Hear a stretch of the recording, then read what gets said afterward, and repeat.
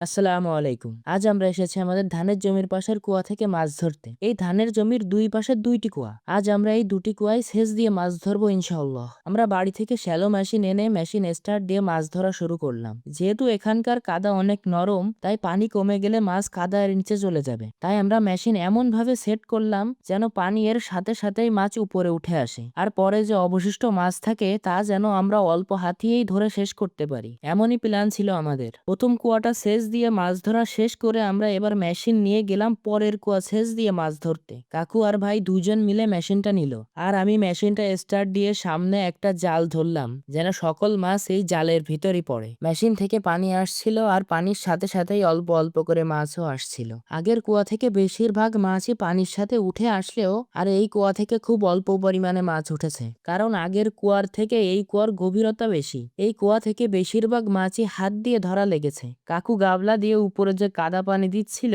এর ভিতর থেকেও মাছ পাওয়া যাচ্ছিল। এই কাদা পানির ভিতর থেকে বিশেষ করে কই মাছ পাওয়া যাচ্ছিল। প্রথম কুয়া থেকে যে পরিমাণ মাছ পেয়েছি, পরের কুয়া থেকে তার থেকে দ্বিগুণ পরিমাণ মাছ পেয়েছি। আজ আমরা এখানে অনেক পরিমাণ মাছ পেয়েছি আলহামদুলিল্লাহ। এখানে আমরা কই, খলিশা ও টাকি মাছ পেয়েছি, কিন্তু এখানে খলিশা মাছের পরিমাণই বেশি ছিল। আজ এ পর্যন্তই। সকলে আমাদের জন্য দোয়া করবেন। আসসালামু আলাইকুম।